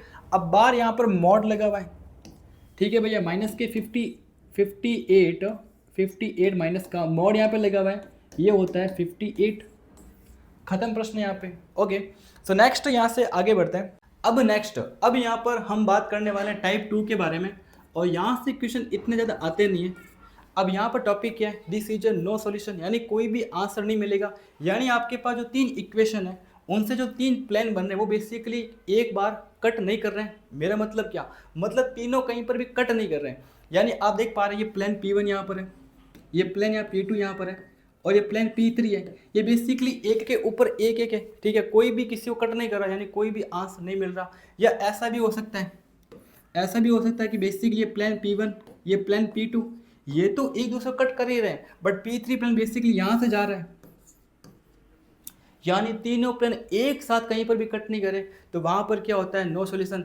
अब ये मत कहना कि भैया ये लाइन है, ये लाइन नहीं है, प्लेन है। ये बेसिकली इस तरीके से प्लेन है, ये इस तरीके से प्लेन है। ओके, अब यहाँ पर अगर अपन बात करें कि इसकी मेन कंडीशन यहाँ पर क्या होती है, तो इसके बारे में अपन ने बात कर ली थी कि अगर इस इक्वेशन का d इज इक्वल टू 0 है, ओके भैया, उसके बाद आप D1, D2, D3 आप चेक करोगे, इनमें से कोई भी अगर एक नॉन जीरो होता है तो वहाँ पर क्या होता है, नो सॉल्यूशन। यानी कि आपने इसकी वैल्यू फाइंड की, इसकी वैल्यू 0 आ गई, इसकी वैल्यू फाइंड की 0 आ गई, इसकी वैल्यू फाइंड की नॉट इक्वल 0 आ गई, इसका मतलब क्या, this is a no solution यहाँ पे। अब यहाँ पर क्वेश्चन कैसे आ सकते हैं, देखो यहाँ पर ऐसा हो सकता है कि इक्वेशन के अंदर कुछ लैम्डा फंसा हुआ हो। सपोज यहाँ पर एक लैम्डा यहाँ फंसा हुआ है, ठीक है भैया, आपसे लैम्डा की वैल्यू पूछी गई है और आपसे बोला गया कि सिस्टम बेसिकली क्या है, नो सॉल्यूशन में। तो आपके दिमाग में एक बात आएगी भैया कि अगर लैम्डा निकालना है, मुझे क्या पता है, मुझे पता है कि सबसे पहले मेरे को D0 करना पड़ेगा। ओके भैया, आप इसको सॉल्व करोगे और D की वैल्यू मान लेते हैं, D की वैल्यू मान लेते हैं भैया, लैम्डा -1 आ गई, लैम्डा -2 आ गई। ओके, ये वैल्यू आ गई। आपने कहा चलो लैम्डा इज इक्वल टू 1 के लिए अगर आप इसे 0 करेंगे, आप कहेंगे लैम्डा इज इक्वल टू 1, और लैम्डा इज इक्वल 2 के लिए आपने बोला भैया डी इज इक्वल 0 है। तो इसका मतलब ये है क्या कि लैम्डा इज इक्वल टू 1 और 2 के लिए नो सॉल्यूशन है? ऐसा नहीं है, क्योंकि उसके बाद हमें D1 D2 D3 इनको भी चेक करना पड़ेगा, तब हम बोल पाएंगे। कैसे बोल पाएंगे? सपोज आपने D1 की वैल्यू फाइंड की, D1 की वैल्यू मान लेते हैं भैया लैम्डा माइनस का 1 आ गया, तो जैसे हम लैम्डा इज इक्वल 1 यहाँ पुट करेंगे, D1 क्या आएगा? 0 आएगा। और अगर यहाँ पर D1 0 आएगा, इसका मतलब यहाँ पर नो सॉल्यूशन यहाँ पे नहीं है। ठीक है, लैम्डा इज इक्वल टू यहाँ पे मैंने पुट किया 2 माइनस का 1, D1 कितना आ गया? Not equal 0। यानी कि मैं कह सकता हूँ कि नॉट इक्वल 0, अगर यहाँ पर D1 नॉट इक्वल 0 आता है, यानी लैम्डा इज इक्वल 2 के लिए यहाँ पर क्या है? नो सॉल्यूशन है। यानी कि यहाँ पे लैम्डा इज इक्वल टू 1 और 2 तो भैया पास हो गया। ठीक है, 1 के बारे में अभी भी डाउट है मुझे। एक काम करते हैं, D2 निकालते हैं। D2 की वैल्यू मान लेते हैं भैया लैम्डा माइनस 3 आ गई, मान लेते हैं यहाँ पे। ओके, तो आपने लैम्डा इज 1 पुट किया यहाँ पे, D2 कितना आ रहा है? D2 यहाँ पर आप देख पा रहे हैं 1 माइनस का 3, यानी कितना? D2 यहाँ पर नॉट इक्वल 0 आ रहा है। अगर नॉट इक्वल 0 आ रहा है, इसका मतलब अब मैं कन्फर्मली कह सकता हूँ कि भैया लैम्डा इज इक्वल 1 भी ले सकते हैं। ओके, यानी लैम्डा इज इक्वल टू 1 भी पास हो गया। यानी जब तक 0 नहीं आता तब तक आपको चेक करना पड़ेगा। यानी क्वेश्चन बहुत लंबे हो सकते हैं, बट इतने क्वेश्चन यहाँ पर आते नहीं है। जैसे कि अगर हम इसके बारे में बात करें, अब यहाँ पर इसको लॉजिकली सॉल्व करेंगे, अपन इसको पूरा सॉल्व नहीं करेंगे। ठीक है, जैसे यहाँ पर मैं देख पा रहा हूँ कि यहाँ पर system of equation has no solution यहाँ पर।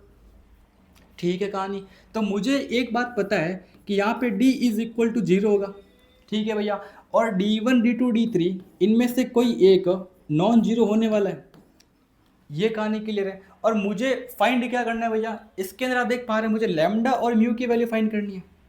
ओके, अगर मैं d इज इक्वल टू 0 होता है और अगर मैं d की वैल्यू फाइंड करूं, तो मुझे एक बात पता है, d की वैल्यू यहाँ पर आप देख पा रहे हैं 1 1 1, यहाँ पर है 1 2 5 1 2 5, और यहाँ पर है 1 5 lambda 1 5 lambda is equal to 0 है। अब मुझे एक बात पता है, अगर मैं इसको सॉल्व करूंगा तो मुझे लैम्डा की वैल्यू मिल जाएगी। ये कहानी क्लियर है। तो अगर हम इसको सॉल्व करें, देखो इसको सॉल्व करने का एक मस्त आइडिया ये हो सकता है कि अगर अपन यहाँ पर R2 में से R1 को माइनस कर दें, यहाँ पे जैसे 1 1 1 यहाँ पर है, अगर मैं इसके अंदर से इसको माइनस कर दूँ, यहाँ पे 1 1 0 2 1 1 5 1 4 हो गया, और इसके अंदर से इसको माइनस कर दें, यहाँ पे 1 1 0 5 माइनस का 1 हो गया 4, और लैम्डा माइनस का 1 बन जाएगा, यहाँ पे इज इक्वल यहाँ पर 0 है। इसको अगर हम सॉल्व करें इसके सापेक्ष, तो यहाँ पर आप देख पा रहे हैं 1 times of lambda minus 1 minus का बनेगा 16 बनेगा, और इज इक्वल टू 0। तो यहाँ से आप देख पा रहे हैं लैम्डा की वैल्यू बेसिकली कितना आ रहा है? 17 आ रहा है। ये कहानी क्लियर है। दैट मीन्स आप कह सकते हैं कि लैम्डा इज इक्वल टू 17 सही है। यहाँ पर ये भी सही है, ये भी सही है, और ये वाले गलत है। ओके, ऑप्शन से इसको सॉल्व करना पड़ेगा अपने को। अब नेक्स्ट, अब आपको जो है म्यू की वैल्यू फाइंड करनी है। ओके, अब म्यू यहाँ पर है। अब यहाँ पर आप D1 D2 D3 आप कुछ ना कुछ फाइंड करेंगे। सपोज यहाँ पे अगर मैं D1 फाइंड करता हूँ, D1 में क्या होगा? ये वाली वैल्यूज़ यहाँ पर आएगी, कुछ काम की नहीं है। अगर हम इन वैल्यूज़ को यहाँ पर लाएँ तो भी मतलब नहीं है। अगर हम इन वैल्यूज़ को यहाँ पर लाएँ तो लैम्डा यहाँ से हट जाएगा। तो अगर हम D3 की वैल्यू फाइंड करें, अगर अपन यहाँ पर D3 की वैल्यू फाइंड करें, तो D3 की वैल्यू में आपको पता है कि भैया 1 1 1 1 1 1 1 2 5 1 2 5, और 1 5 लैम्डा की जगह यहाँ पर आएगा 6 9 म्यू। This is 6 9 mu.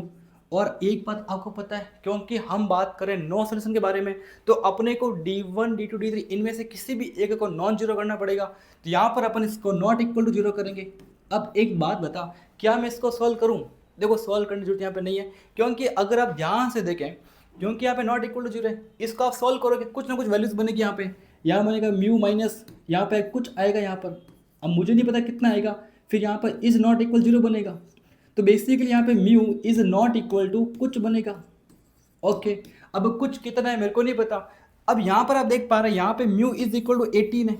ये तो पॉसिबल ही नहीं है भैया, क्योंकि यहाँ पे नॉट इक्वल टू आने वाला है, और यहाँ पर भी आप देख पा रहे हैं नॉट इक्वल ये रहा। तो ऑप्शन सी यहाँ पे सही है। तो इस तरीके से हमें इसे सॉल्व करना है। फालतू में अपन D3 की वैल्यू फाइंड नहीं करेंगे। ओके, और करनी है तो कर लेना वापस, आपको पता ही यहाँ पे म्यू माइनस का 18 इज नॉट इक्वल 0 आने वाला है। तो बेसिकली ऑप्शन सी यहाँ पर सही है। इसी के साथ अगर अपन इस क्वेश्चन के बारे में बात करें, यहाँ पर अगेन अपन देख पा रहे हैं इक्वेशन बहुत ही सिंपल है। यहाँ पर आप देख पा रहे हैं let S denote the set of all real values of lambda such that the system of equation is inconsistent. इसका मतलब क्या, इनकंसिस्टेंट मतलब कोई भी आंसर नहीं है, अगर नहीं है that means this is no solution. यहाँ पर ये कहानी क्लियर है।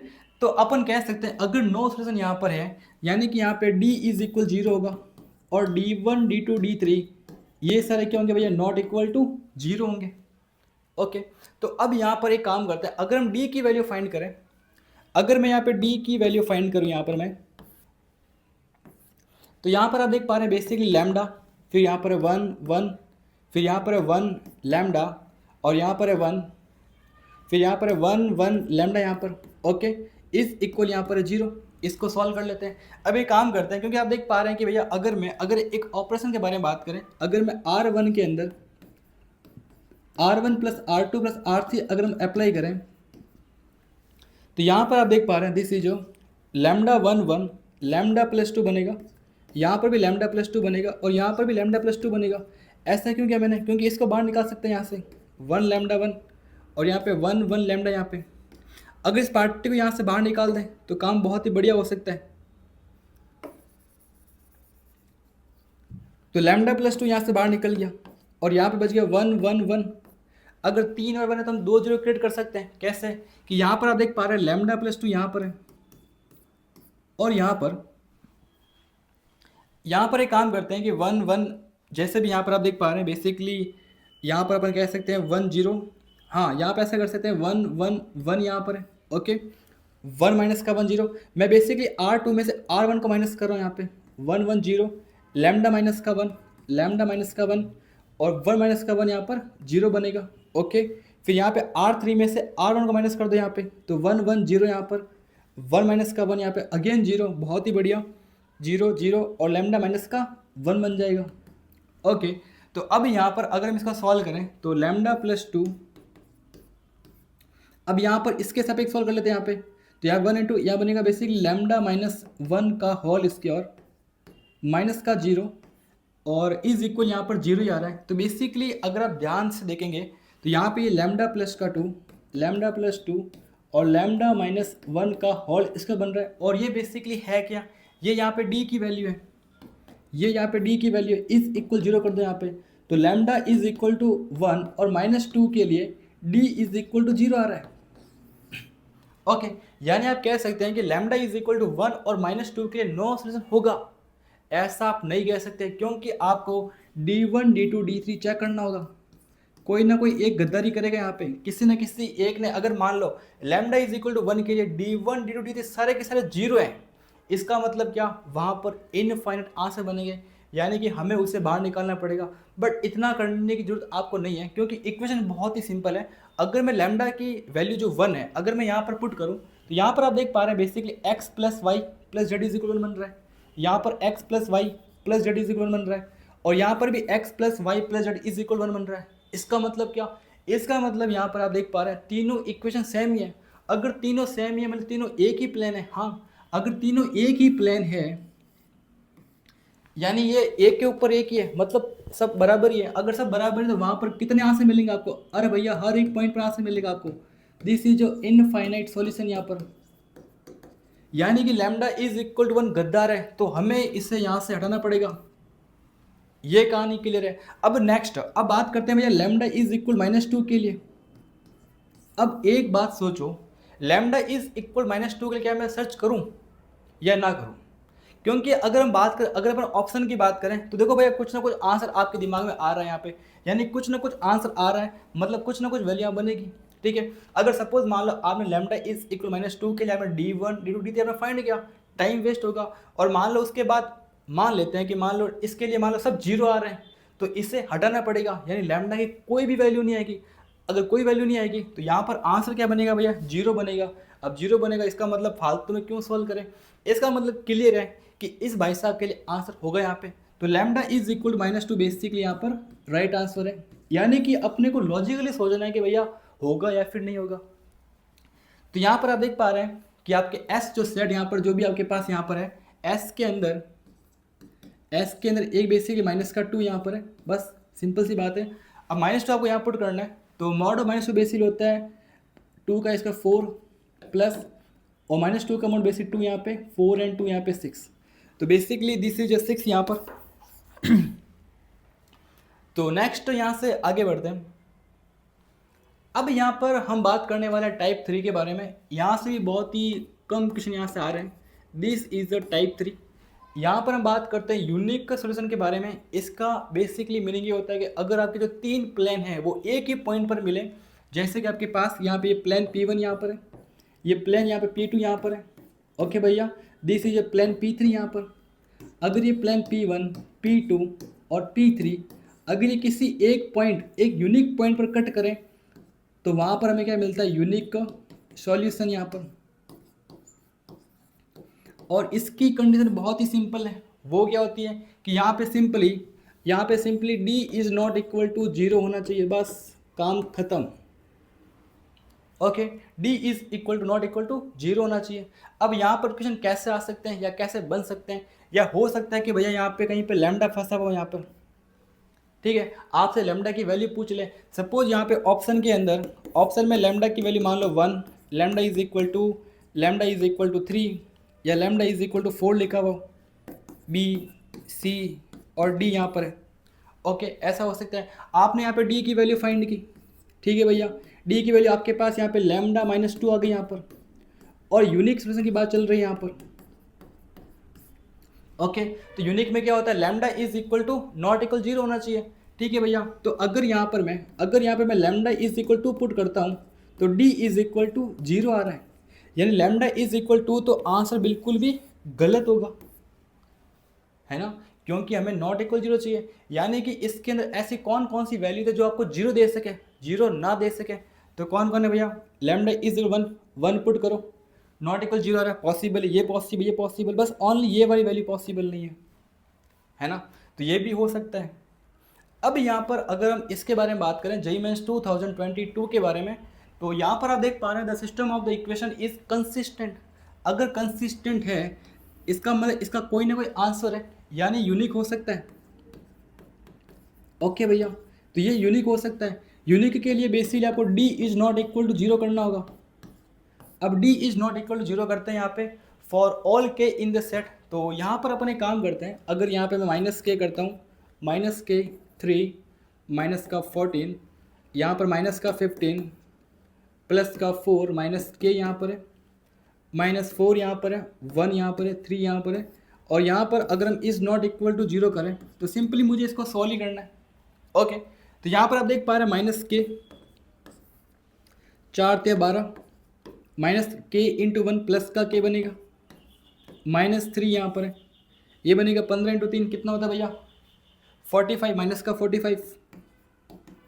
45 और यहाँ पे प्लस के, ये बेसिक माइनस का 4k बन रहा है यहाँ पे। ओके, यहाँ बन रहा है माइनस का 14, और यहाँ पर आप देख पा रहे हैं माइनस का 15 माइनस का बन रहा है 16, यानी प्लस यहाँ पे 16 बनेगा, और इज़ नॉट इक्वल टू 0 करना पड़ेगा आपको। चलो भैया इसका आप सॉल्व कर लो। यहाँ पे देखो, यहाँ पे माइनस का 12k बन रहा है, -12k, माइनस का बन रहा है k इसके, और यहाँ पर अगर अपन ध्यान दें ये 45 है, और यहाँ पर कितना है भैया, 3 यहाँ पर है, 3 × 5 ये कितना होता है, 15, 5 1 4 × 12 और 1 13, 135, यानी प्लस का 135। ओके, 4 और 3 12, यानी प्लस का 12 क्या बनेगा, तो प्लस का 12 के बेसिकली यहाँ से कैंसिल आउट। ओके, यहाँ पर आप देख पा रहे हैं 16 माइनस का 50 ये होता है बेसिकली 1 × माइनस का 14 बनेगा, तो यहाँ पर बेसिकली माइनस का 14 आने वाला है।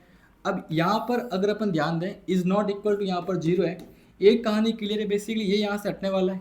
ओके, यहाँ पर माइनस का k इसके और है, 135 में से अगर हम 14 को माइनस करें तो 5 और 4 131 यहाँ पे 2 और यहाँ पे 121 ये बनेगा, is not equal to 0।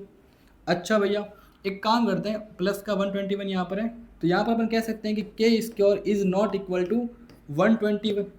Okay, यानी k is not equal to ±11 यहाँ पर। यानी कि की वैल्यू 11 और माइनस का 11 नहीं होनी चाहिए, क्योंकि अगर ये वैल्यू हुई तो D is equal to zero आएगा, और डी इज इक्वल जीरो पता नहीं क्या क्या हो सकता है, अनंत भी हो सकते हैं या फिर वो नो सोल्यूशन भी हो सकता है ना। अपने को क्या चाहिए, अपने को चाहिए भैया यूनिक। तो ऑप्शन में अगर अपन ध्यान से देखें तो के की वैल्यू 11 और माइनस 11 नहीं होनी चाहिए, तो ये ऑप्शन ये रहा। ओके, अपने को आंसर मतलब अपने को जो ऑप्शन के अकॉर्डिंग चलना पड़ेगा। ओके, तो अब यहाँ पर चलिए भैया, अब नेक्स्ट इसके बारे में बात करते हैं। ये बहुत ही अच्छा क्वेश्चन यहाँ पर है। देखो यहाँ पर ये कह रहा है कि let n denote the number that turns up when a fair dice is rolled if the probability that the system of equation, इसकी जो प्रोबेबिलिटी यहाँ पर जो एज अ यूनिक सोल्यूशन की यहाँ पे वो है k/6 यहाँ पे, then the sum of the values of k and all possible values of n यहाँ पर है। ओके, तो इसके बारे में बात कर लेते हैं यहाँ पे। तो n की कितनी कितनी वैल्यूज होगी, मतलब n की क्या क्या वैल्यूज आएगी। देखो पहली बात तो क्या, अगर हम बात करें सैम्पल केस के बारे में, अगर अपन एक डाइस को रोल करते हैं, अगर हम एक डाइस को डाइस जो लूडो में होता है ना वो वाला, तो अगर हम इसको रोल करते हैं तो बेसिकली 1 2 3 4 5 6 इनमें से कुछ भी आ सकता है। ठीक है भैया, तो यहाँ पर ये कह रहा है कि n बेसिकली क्या होगा, n बेसिकली यहाँ पर क्या होगा कि बेसिकली मुझे यूनिक का सोल्यूशन मिलना चाहिए। अच्छा भैया, यूनिक मुझे कब मिलेगा, जब यहाँ पर इस सिस्टम का d is not equal zero होगा। ये कहानी क्लियर है। ओके, तो अगर हम d is not equal zero के बारे में बात करें तो यहाँ पर आप देख पा रहे हैं 1 1 1, यहाँ पर है 2n, फिर यहाँ पर है 2, फिर यहाँ पर है 3 3, यहाँ पर है n। अगर हम इसको नॉट इक्वल जीरो करें, ओके, तो यहाँ पर आप देख पा रहे हैं बेसिकली काम करते हैं। यहाँ पर ये 1 2 3 यहाँ पर है। अगर मैं कॉलम 2 में से कॉलम 1 को माइनस कर दूँ, यहाँ पे 0 n-2, फिर 3 माइनस का 3 यहाँ पे 0 बन रहा है। ओके, बहुत ही बढ़िया। अगर मैं इसके अंदर से इसको माइनस कर दूँ, यहाँ पे 1 1 0, 2 माइनस का 2 0 बनेगा, और यहाँ बनेगा n-3 बनेगा। ये बहुत ही सिंपल हो गया। अगर इसके सापेक्ष सॉल्व करें तो यहाँ पर आप देख पा रहे हैं n-2 n-3 is not equal to zero बन रहा है। सिंपल सॉल्व कर लिया मैंने यहाँ पे। यानी आप कह सकते हैं कि n इज इक्वल टू 2 और n इज इक्वल टू 3 के लिए यहाँ पे d is not equal to, sorry यहाँ पर आप देख पा रहे हैं यहाँ पर आप देख पा रहे हैं n इज इक्वल टू 2 और n इज इक्वल 3 के लिए अगर हम लेते हैं d इज इक्वल टू 0 आएगा। यहाँ पर आप देख पा रहे हैं n is not equal to 3 and 2 होने वाला है। यानी कि 2 और 3 ऐसी वैल्यू है, अगर हम एक पासे को अगर फेंकें, अगर हम एक लूडो को जो भी आप डाइस जो होता है उसको अगर फेंकें, अगर डाइस के ऊपर मान लो अगर 2 या 3 आता है, अगर यहाँ पे 2 या 3 आता है तो वहाँ पर क्या होगा, वहाँ पर d इज इक्वल 0 बन जाएगा। तो वहाँ पर आपको यूनिक आंसर नहीं मिलेंगे। तो यूनिक कब मिलेगा, जब 2 और 3 ना आए। ठीक है भैया, तो यहाँ पर क्या क्या आ सकता है, बेसिकली यहाँ पे 1 आ सकता है, ओके, यहाँ पे 4 आ सकता है, यहाँ पे 5 आ सकता है, और यहाँ पे 6 आ सकता है। तो यूनिक की पॉसिबिलिटीज़ क्या होगी, सैम्पल इस पर आप देख पा रहे हैं कितने भैया, 6 यहाँ पे, फेवरेबल केस कितने यहाँ पे 1 2 3 4, और आपसे बोला गया कि इसकी प्रोबेबिलिटी कितनी है k/6, तो यहाँ पे बनेगा k/6। तो इन्हें अगर हम कंपेयर करें तो k की वैल्यू यहाँ पर 4 आ रही है। ये कहानी क्लियर है। अब यहाँ पर आप देख पा रहे हैं then sum of the values of k की वैल्यू कितनी है भैया, k की वैल्यू यहाँ पे 4 ही है।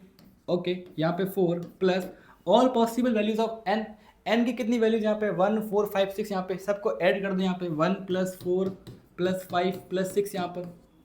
तो यहाँ पर आप देख पा रहे हैं बेसिकली 6 4 10 5 15 1 16 4 20 20, ऑप्शन सी यहाँ पर सही है ना। अब नेक्स्ट यहाँ से आगे बढ़ते हैं। चलिए भैया, अब यहाँ पर हम बात करते हैं मिक्स प्रॉब्लम के बारे में। अगर आपके सामने सारे के सारे क्वेश्चन जो मिक्स में आ जाए तो तब हम क्या करेंगे, तो यहाँ पर जितना हमें पता है उतना ही काम करेंगे। हमें क्या पता है भैया, हमें पता है कि हम d की वैल्यू फाइंड करते हैं। ठीक है भैया, d इज़ नॉट इक्वल 0 आ सकता है, या फिर d इज़ इक्वल 0 भी आ सकता है। अगर d नॉट इक्वल 0 इसका मतलब क्या, यूनिक। ओके, अगर d 0 इसका मतलब दो ऑप्शन बन सकते हैं यहाँ पे, या तो इनफाइनाइट या फिर क्या नो सॉल्यूशन यहाँ पर। ओके, इनफाइनाइट का मतलब क्या कि d1 d2 d3 ये सारे के सारे क्या बनेंगे, 0 बनेंगे, या फिर इनमें से कोई एक गद्दारी करेगा, है ना। ये कहानी क्लियर है। ओके, तो बेसिकली यहाँ पर अपन इस तरीके से कह सकते हैं। ओके, और यहाँ पे नो को हम क्या बोलते हैं, इससे हम बेसिकली इनकंसिस्टेंट भी बोल सकते हैं, इनकंसिस्टेंट, और यूनिक को हम क्या बोलते हैं, कंसिस्टेंट बोलते हैं। दिस इज जो कंसिस्टेंट यहाँ पर, क्योंकि यहाँ पे कोई ना कोई आंसर आपको मिल रहा है। ओके, सो नेक्स्ट यहाँ से आगे बढ़ते हैं। ये बेसिकली आपका लास्ट क्वेश्चन यहाँ पर है, और इस टाइप के सवाल ये एग्जाम आते हैं तो अपन एक करेंगे और अपने को आइडिया मिल जाएगा कि सवाल कैसे बनते हैं।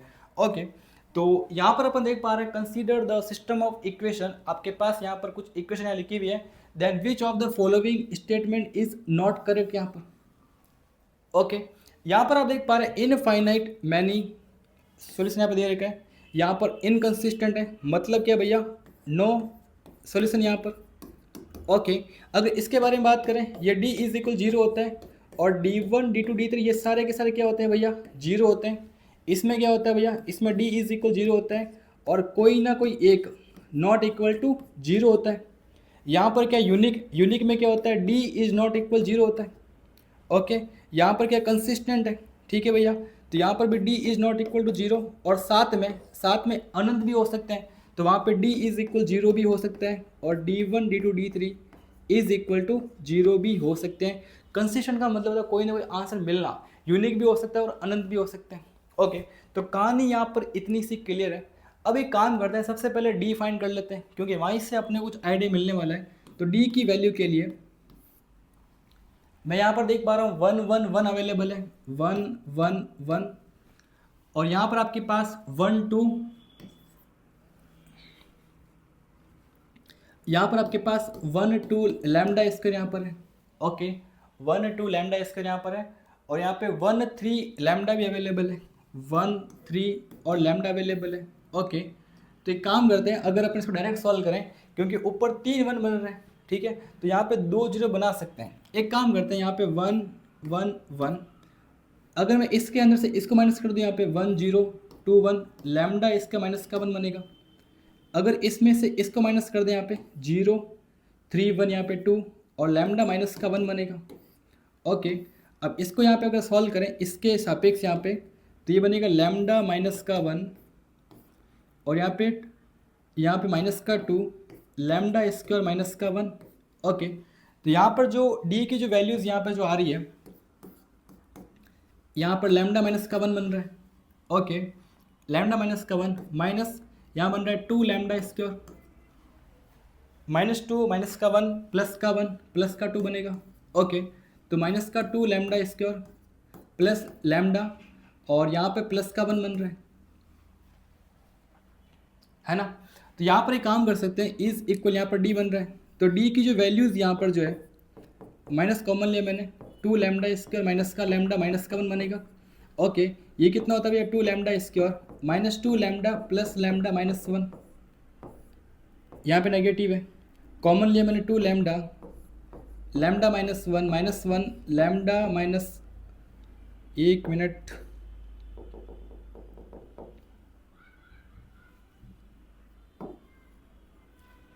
यहाँ पर अपन कह सकते हैं कि भैया +1 और लैम्डा -1 यहाँ पर है। बेसिक ये 2 लैम्डा +1, और यहाँ पर ये लैम्डा माइनस का 1 लिखा हुआ है, और नेगेटिव यहाँ पर है, और डी की वैल्यू ये रही भैया। ओके, तो यहाँ पर अपन कह सकते हैं कुछ ऐसी वैल्यूज यहाँ पर आपके दिमाग में आ रही है। ओके, तो अगर अपन बात करें इनफाइनाइट मैनी के बारे में, वहाँ पर क्या लिखा हुआ है, लैम्डा इज इक्वल टू 1 के लिए क्या होगा भैया, इनफाइनाइट होगा। तो अगर मैं लैम्डा की वैल्यू 1 पुट करूँ, पुट करूँ, तो आप देख पा रहे हैं डी इज इक्वल 0 आ रहा है। अगर डी इज इक्वल 0 आ रहा है मतलब इनफाइनाइट हो सकता है, यानी ये वाला ऑप्शन ए हो सकता है, नो डाउट। यहाँ पर अगर हम बात करें इसके बारे में, सिस्टम इनकंसिस्टेंट, ये भी हो सकता है, क्योंकि लैम्डा इज इक्वल 1 पुट करेंगे तो मुझे पता है भैया कि डी इज इक्वल 0 आएगा। अगर 0 आएगा तो यहाँ तक तो कहानी क्लियर है भैया। जब तक स्ट्रांगली नेगेटिव प्रूफ ना हो कि भैया ये तो पूरा का पूरा गलत है, तब तक हम जो है उनको आधा आधा सही मानते हैं, है ना। अब यहाँ पर अगर हम इसके बारे में बात करें, यूनिक के बारे में, यूनिक में क्या होता है, d is not equal to 0 होना चाहिए। तो भैया डी कब नॉट इक्वल 0 होगा, तो यहाँ पर आप देख पा रहे हैं d is not equal to 0 के लिए lambda should not equal to 1 और माइनस का 1/2, यानी इन दो वैल्यूज़ के लिए डी क्या होगा, नॉट इक्वल 0 होगा। बट यहाँ पर आप देख पा रहे हैं यहाँ पे lambda is not equal to 1 ही लिखा हुआ है। If lambda is not equal to 1, यानी ये स्टेटमेंट रॉन्ग लिखा हुआ है, यानी कि दिस इज द रॉन्ग यहाँ पे। क्यों भैया, क्योंकि -1/2 के लिए भी क्या होगा, ये रॉन्ग होगा, है ना। तो इसका मतलब अगर यहाँ पे -1/2 होता तो हम इसको सही मानते हैं, बट यहाँ -1/2 नहीं है, that means this is the wrong answer. यानी ये क्वेश्चन इस तरीके से हो जाएंगे। ओके, सो नेक्स्ट हम आपको मिलेंगे नेक्स्ट वीडियो में। This is a type wise PYQ series, तो वो हम वापस शुरू करने वाले हैं। ओके, तब तक बाय।